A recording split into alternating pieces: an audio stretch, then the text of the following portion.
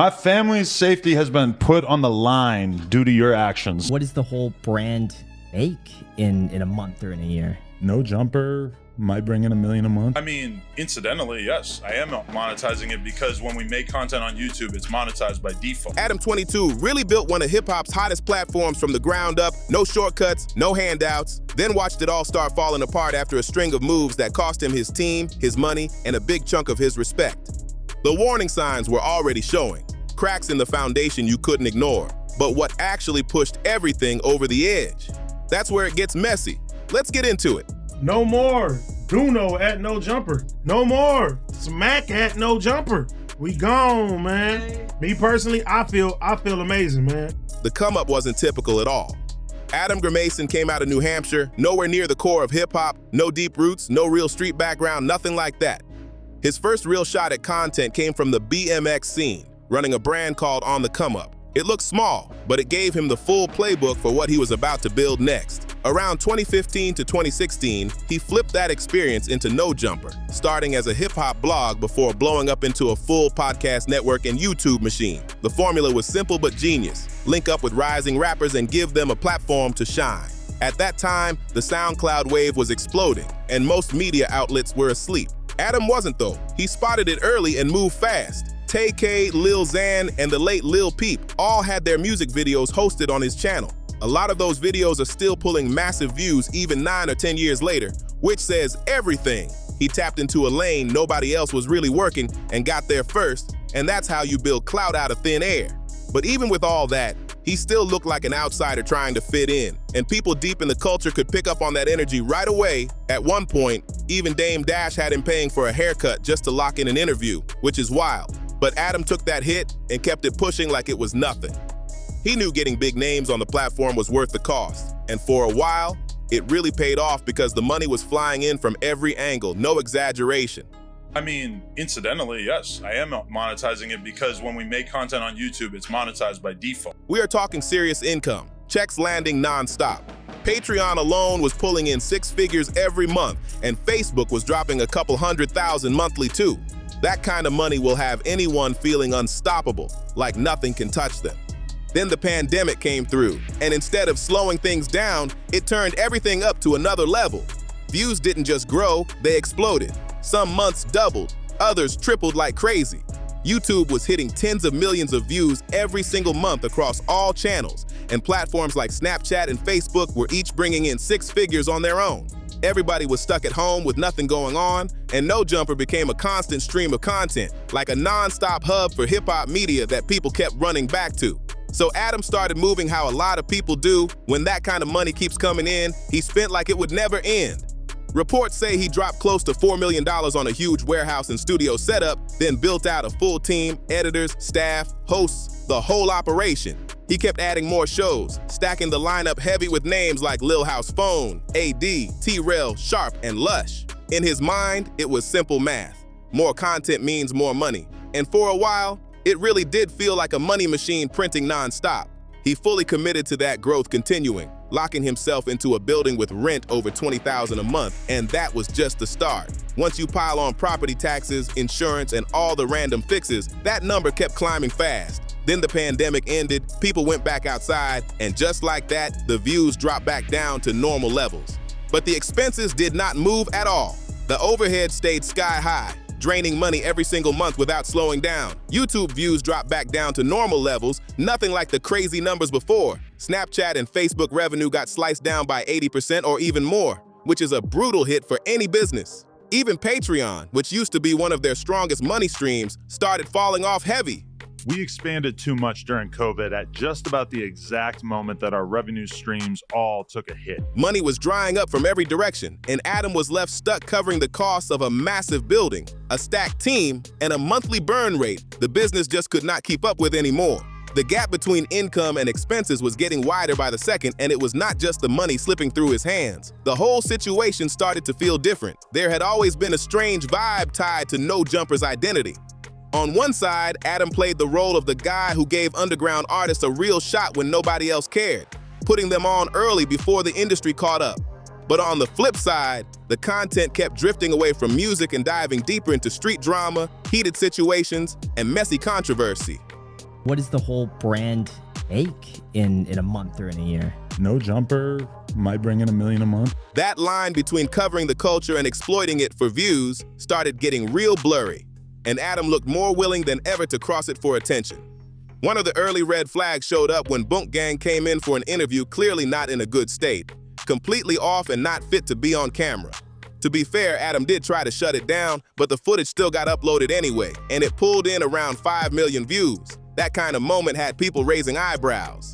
Then there was the situation with Trippie Redd, where Adam pushed a question about the Tekashi 6ix9ine drama that Trippie had no interest in entertaining at all. Trippie just ignored it completely, leaving Adam sitting there awkwardly on his own platform. Moments like that kept stacking up, and people in the culture started locking in their opinion of him, calling him a culture vulture, straight up. Things really started heating up when people from outside the No Jumper circle began showing up and calling him out directly to his face, and that pressure hit completely different when it was not coming from his own backyard anymore. One of the most brutal moments came when a critic went straight at Adam with no filter, accusing him of making money off the trauma of young black men caught up in violence. There was no soft delivery, no holding back, just a direct call out that hit hard. Real families were dealing with real loss, and No Jumper was turning those stories into content that generated ad revenue, plain and simple.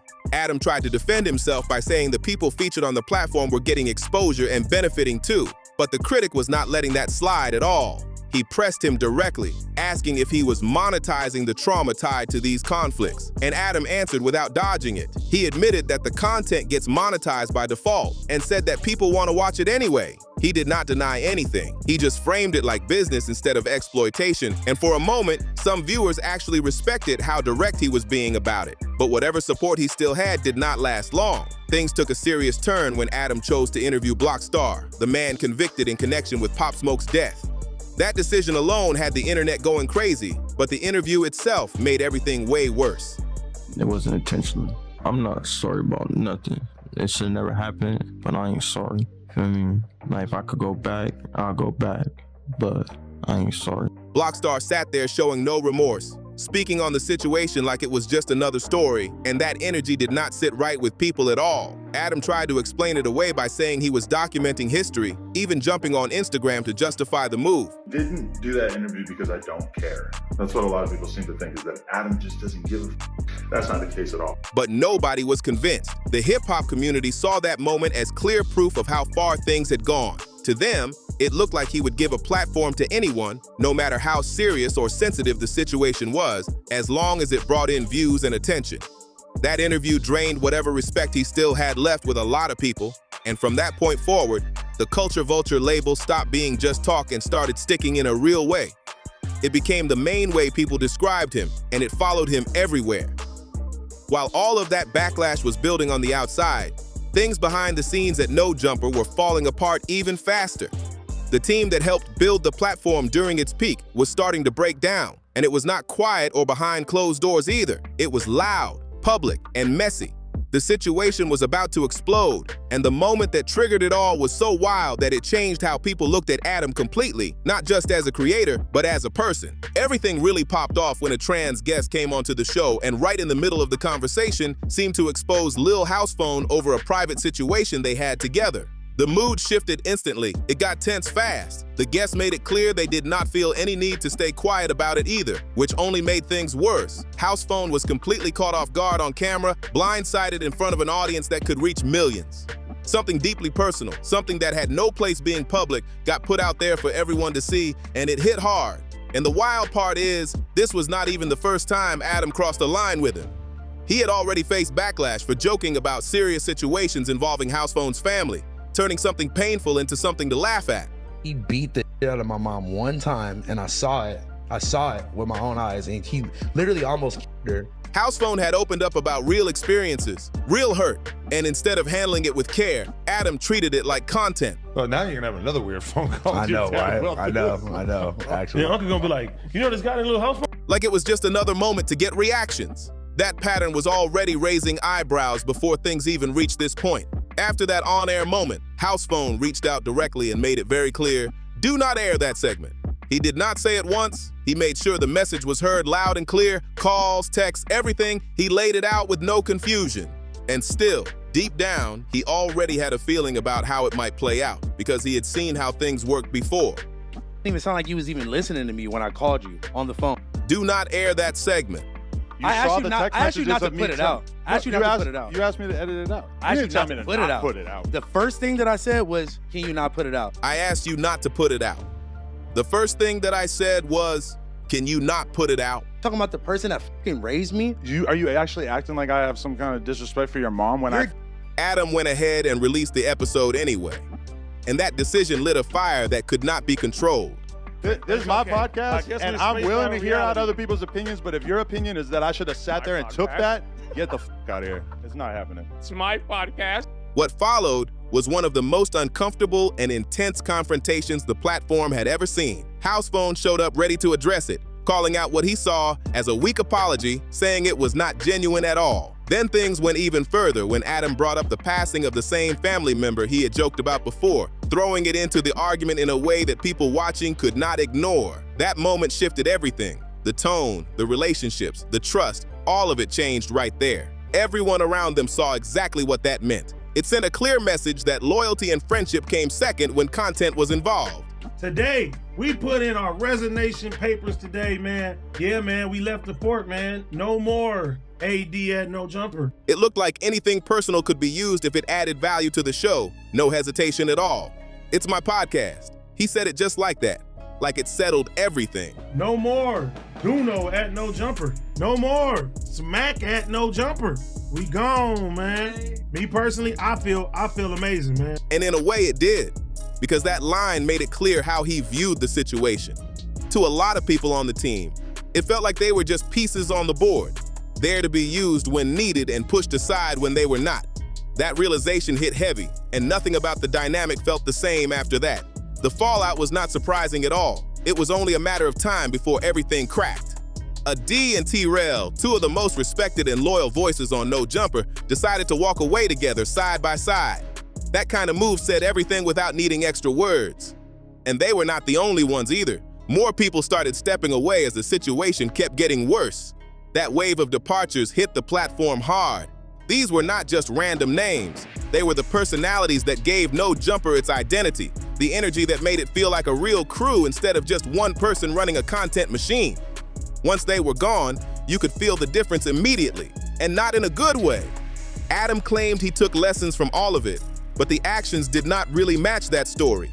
Instead of going back to what originally built the platform, those deeper interviews with rising artists, he leaned even further into chaos. Arguments, tension, even physical altercations between guests started going viral, and it looked like he was fully embracing that direction. The chemistry that once made the platform feel fresh and exciting faded out, replaced by something that felt unstable, forced, and empty. Yeah, it's funny seeing people try to dunk on me where it's like, bro, I chose to share this with the world, so clearly I'm not too embarrassed about it. Then things shifted from business problems to personal ones, and that is where the damage really stacked up. If the team breaking apart hurt the brand, what happened next pushed it even further down. Adam's personal decisions started putting him at the center of constant online jokes and criticism. And that attention did not stay separate from the platform. It spilled right into it. Now, essentially everything in this lawsuit is completely fictional, and every lawyer that I've spoken to about it has described this as basically an extortion attempt, but it still cost us a ton of money already. Adam and his wife, Lena the Plug, had always been open about their relationship, speaking on it publicly without holding back. But things escalated when Adam got involved in setting up a scene for Lena with another adult performer, Jason Love. During an interview, he explained the whole situation step by step, making it clear this was something they had discussed for a long time, even before getting married. He framed it as a calculated business move, something meant to bring in maximum attention and boost their online platforms as much as possible. But when the scene finally dropped, the reaction was way bigger than expected. It spread everywhere fast, turning into a major topic across the internet for weeks. Big names were even talking about it publicly, and the memes did not slow down for a second. One clip of Jason Love walking up behind Lena turned into a viral format that people kept remixing again and again. The whole situation took on a life of its own, and it was not the kind of attention you can easily control or walk away from. But the situation really went left when Jason Love started doing his own interviews and went public saying he performed better than Lena's husband, the father of her child. That comment hit hard and instantly turned up the tension. Adam was clearly upset and said it crossed a professional line, so he jumped on TikTok and announced that Jason Love was officially blacklisted from working with Lena ever again. That video alone pulled in around 5 million views, and instead of backing off, Adam leaned all the way into the moment. He treated the whole situation like a full-on viral rollout, pushing it everywhere. From a business angle, it actually worked in a massive way. The scene went on to become one of the highest-earning pieces of content on OnlyFans, bringing in huge numbers. Lena made millions, and their joint platform, Plug Talk, reportedly doubled its revenue almost overnight. But outside of the money, especially within the hip-hop space, none of those stats carried any weight. The label people started putting on Adam stuck heavy, and no amount of explaining or debating definitions was changing how people saw it. He tried to break it down and argue his side, but the culture was not interested in hearing that at all. Things got even more uncomfortable when Lena herself started speaking in ways that people online quickly picked apart. Clips spread fast, and the reactions were not in Adam's favor. Then reports started circulating that despite the so-called blacklist, Lena continued working with Jason Love anyway. At that point, the situation felt layered with tension from every angle. Then came the boxing match, and this is where everything escalated to another level. In January 2026, Adam22 and Jason Love stepped into the ring for a celebrity fight promoted by Adam Ross. This was supposed to be a comeback moment, a chance for Adam to flip the narrative and prove something in front of everyone watching. So, man, I just called my attorney to try to get him down there so Adam don't be doing no telling, bro. Man, they saying Adam locked up. But it did not go how he needed it to at all. The fight ended in a first-round TKO, lasting barely over a minute. From the start, Adam looked overwhelmed, struggling to keep up before the referee stepped in and stopped it. It was a tough moment to watch, and people reacted instantly, and it did not stop there. Lena was part of the event as a ring girl and made comments afterward about Jason being very large in multiple ways, which the internet ran with immediately.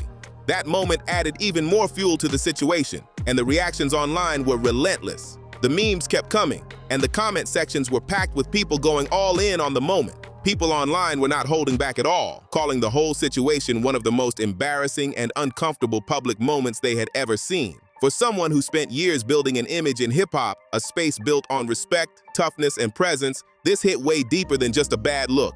To a lot of people, the damage felt permanent, like there was no coming back from it. And somehow, it did not stop there. Adam went on to launch a show called For the Love of Lena, which centered around a reality-style competition involving his wife. That move confused a lot of people and pushed things even further. Whatever small amount of credibility he still had in hip-hop spaces seemed to disappear completely after that. For Adam, this must be really painful. At one point, he was viewed as among the biggest players in hip-hop that people flocked to every month. At this point, his reputation had taken serious hits. But on paper, the business still looked alive. No Jumper was still running with millions of subscribers, multiple shows, and content dropping consistently every day. But behind the scenes, the situation was not nearly as strong as it appeared. The financial pressure was building fast, closing in from all sides, and it was getting harder to ignore. Before the money issues even fully came to light, Adam found himself in another controversy that upset a lot of his own supporters. This time, it involved a crypto project on the Solana blockchain. He promoted a coin called KuCoin just shortly before it launched, bringing a lot of attention to it instantly. The coin's value shot up quickly, jumping from around 500,000 to roughly 4 million in market cap. Then, just as fast, it crashed back down near 100,000 after large sell-offs from insiders, leaving a lot of people frustrated and confused. The situation raised serious questions and quickly got labeled by many as a classic pump and dump scenario. What made it even more shocking was that Adam had previously spoken out against these exact kinds of schemes years earlier, calling similar projects worthless and warning people about them. Now he was being accused of taking part in the same type of move with his own audience watching. The situation gained even more attention when YouTube investigator CoffeeZilla stepped in and started breaking everything down, bringing forward detailed information and adding even more pressure to an already intense situation. In DMs that later got exposed to the public, CoffeeZilla kept it real with Adam and told him straight up that running a coin was a dangerous move, saying he was either going to scam people or end up getting played himself. That warning did not age well at all. Then came the announcement that really shook everything. In April 2025, Adam dropped a video titled "No Jumper is Going Broke," and it hit like a bomb. He admitted the company was losing money fast and said he could not keep hiding it anymore. That kind of transparency caught people off guard, especially considering how big the platform once looked from the outside. During a separate interview with DJ Vlad, he tried to explain how everything got so messy. He started breaking down the numbers and situations piece by piece, and it painted a rough picture. One of the biggest hits came when their Instagram account, something they had spent years building from scratch, suddenly got deleted with no warning, no strikes, no explanation at all. That account was a serious source of income too. They were regularly running paid promotions on it, and just like that, the entire revenue stream disappeared overnight. On top of that, legal problems started stacking up. A former employee, Harmonious Yearly, filed a lawsuit claiming wrongful termination, while another former staff member, Riley G., came forward with allegations of misconduct. Adam pushed back, calling it an attempt to pressure him for money. But either way, the situation brought heavy attention and stress. The legal costs alone were expected to climb into the hundreds of thousands, which forced Adam to start making tough cuts fast. Around 15 employees were let go in a short time. The No Jumper store on Melrose in Los Angeles was shut down, and even the warehouse got put up for sale. In his talk with Vlad, Adam admitted he wished he had kept things lean from the beginning, pointing at Vlad's simpler setup as something he should have followed from day one. But the situation took an even darker turn when federal issues entered the picture. A major RICO case connected to Big U pulled in names tied to the No Jumper circle, including co-host Brick Baby and frequent guest Loose Cannon. Then things got even more intense when Whack 100 went live on Adam's own platform and said authorities had shown up at Adam's place to try to get him down there so Adam won't be doing no telling, bro. Man, they saying Adam locked up. That clip spread fast and had people thinking the worst. Adam later came out and said he had not been arrested and was cooperating, but by that point, the damage was already done. The brand took a serious hit, and a narrative started forming that No Jumper was a place where law enforcement could easily pull content and build cases. That perception stuck heavy, and it became harder and harder for the platform to shake it off. Guests started moving different on camera, watching every word like they were sitting in an interrogation room instead of a podcast studio. You could feel the tension through the screen. One moment that stood out was when rapper Lil Ry subtly told his friend to chill out and stop talking reckless while they were live in the No Jumper studio. That said everything without saying too much. Then there was another situation with X4, where Adam asked about a street topic, and X4 just went completely silent. No reaction, no response, just a cold stare that made things awkward fast. Adam had no choice but to switch the subject, and that silence spoke louder than anything that could have been said out loud. By the end of 2025, even Adam admitted things had hit an all-time low for the platform. Meanwhile, people like Joe Budden were openly reacting to the downfall, and longtime viewers were not showing sympathy at all. A lot of them were actually enjoying the collapse, and the online comments were ruthless. One person even wrote, "From a guy who has been watching since 2015, this is so satisfying." That kind of reaction shows how far things had fallen. At one point, Adam was even reaching out through DMs on X, offering to reply to subscribers for $5 a month through YouTube memberships. That is a wild shift from where things started. From running one of the biggest hip-hop platforms to trying to rebuild piece by piece, it painted a clear picture of how much had changed. This whole story really shows how fast things can rise and fall. Adam built something that actually had impact in hip-hop media, something that gave a spotlight to rising artists and shifted the space. But over time, a mix of risky decisions, constant controversy, and how he handled people around him slowly chipped away at everything he built until it started collapsing in real time. He still believes he can turn it around, still posting, still streaming, still pushing forward. But the days of No Jumper being a dominant force in the culture feel like they are in the past, and a lot of people see it that way. So what do you think really caused the downfall? Was it bad luck or the result of his own decisions? Drop your thoughts in the comments below. And if you made it this far, make sure to like, subscribe, share this video, and tap in for more breakdowns just like this.